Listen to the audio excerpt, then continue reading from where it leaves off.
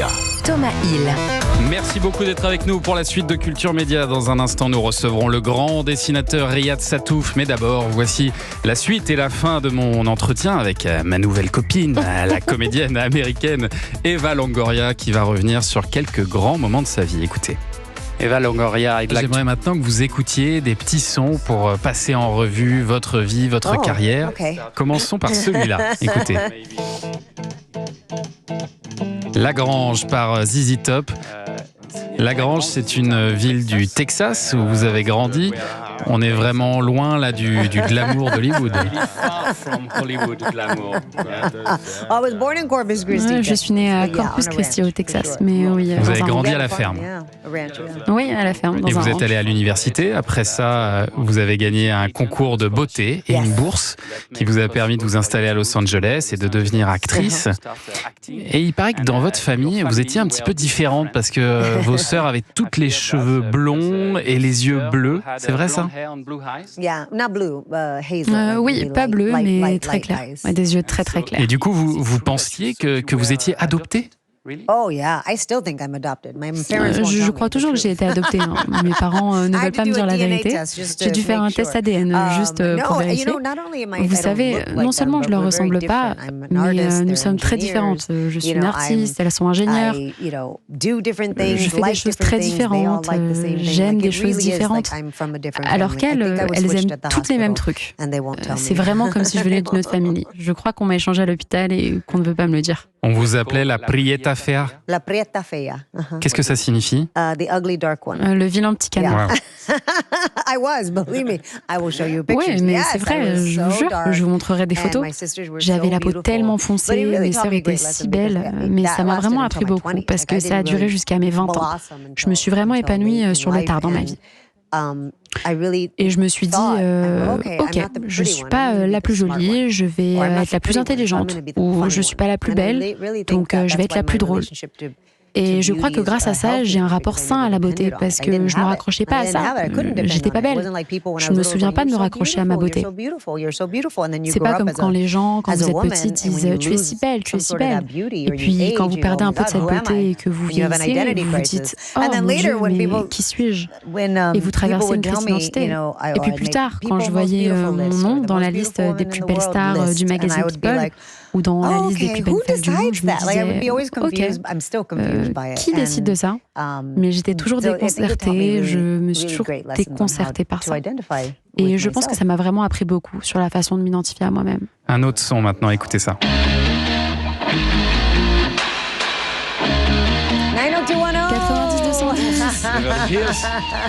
En 2000, vous faites vos tout premiers pas d'actrice. Votre première réplique, c'était juste avant la fin de la série. C'était un petit rôle d'hôtesse de l'air, hein, c'est ça? Une hôtesse de l'air, c'est ça. J'imagine que ça devait être quand même très impressionnant parce que vous étiez face à de très grands acteurs.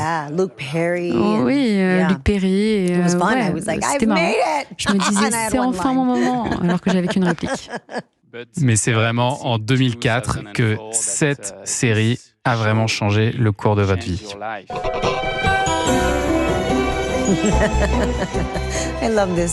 J'adore cette chanson. Danny Elfman l'a composée. Et le 3 octobre, c'était l'anniversaire de notre 20e anniversaire. Du tout premier épisode de Desperate Housewives. Il y a 20 ans. Et je n'ai pas changé. Mais c'est vrai, exactement. Vous n'avez pas changé, c'est incroyable. Je suis plus belle maintenant. C'est ce que je me disais, vous n'avez pas changé. J'ai pas changé. Comment vous faites? Du voodoo. Non, L'Oréal. L'Oréal. Oui. Grâce aux Français, finalement. En fait. Thank you. Merci. Vous vous souvenez de votre premier jour sous les traits de Gabrielle Solis? Je me souviens du premier jour de lecture. On a fait une lecture tous ensemble.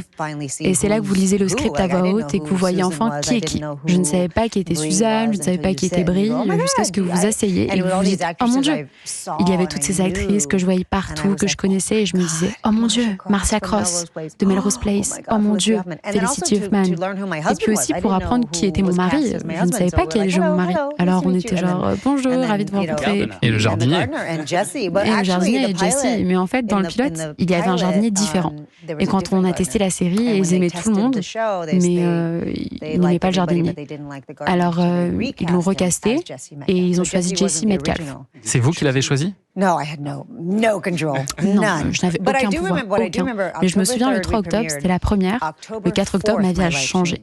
Je me souviens qu'ils m'ont appelé et ils m'ont dit « Tu cartonnes ».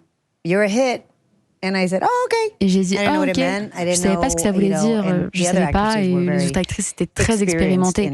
Elles avaient toutes joué dans des séries avec succès avant ça. Et il y avait 30 millions de téléspectateurs pour la première. C'est incroyable, c'est incroyable.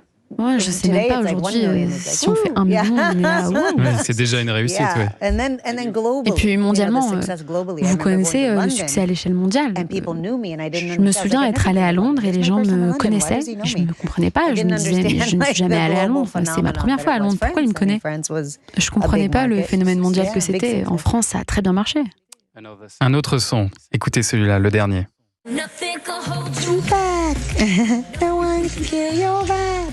Oh my God, I love this song. Oh mon Dieu, j'adore cette chanson.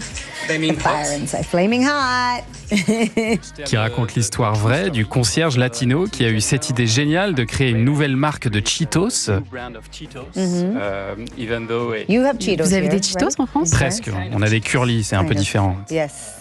Mais c'est sûr que vous n'avez pas de Flaming Hot Cheetos. Non, et pas aussi piquant. Ça ne pique pas en France.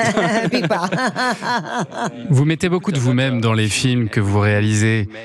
Cette histoire vous a parlé d'une manière très personnelle ? Ouais, j'ai adoré la leçon de vie que Richard Montaner avait à transmettre. Et puis, je suis Richard Montaner. Vous savez, les gens me disaient toujours non. Quand j'ai eu l'idée de monter à Hollywood, les gens me disaient mais tu vas jamais y arriver. C'est ce qui lui est arrivé. Il a dit j'ai une idée. On lui a dit non, les idées ne viennent pas de gens comme toi. Et je me suis dit oh mon Dieu, c'est un film tellement stimulant, tellement inspirant, et je pense que les gens pourraient en tirer des enseignements précieux. Est-ce que vous avez un prochain projet en tant que réalisatrice ? Je ne sais pas pour le moment, plusieurs scénarios m'ont plu, mais j'attends. Vous savez, ça fait un moment que j'attends de lire quelque chose qui me parle vraiment, comme Flaming Hot. Quand j'ai lu Flaming Hot, je n'avais aucun doute sur le fait que j'allais réaliser ce film.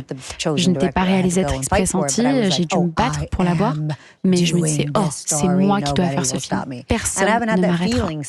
Et je n'ai pas ressenti cette étincelle depuis. J'ai lu tellement de choses, j'ai eu la chance qu'on m'envoie des scénarios. Et moi, je me suis dit, bof, et je me suis dit que pour mon prochain projet, je devrais avoir cette même passion qui m'a animée quand j'ai fait Flaming Hot. Donc, je fais un peu la fine bouche. Thank you, Eva Longoria. Est-ce que je peux vous demander une dernière petite chose et dire en français bonjour, c'est Eva Longoria et je suis dans Culture Média. Bonjour tout le monde, c'est Eva Longoria et je suis dans Culture Media. Merci beaucoup. Merci. Bonjour tout le monde.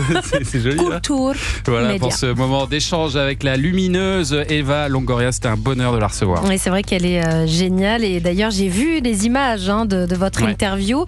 Elle a l'air très tactile avec vous. Je suis pas jalouse, mais je vous cache pas que ça rendait cet exercice particulièrement difficile. Et ce sera certainement plus simple dans un instant avec Riyad Satouf.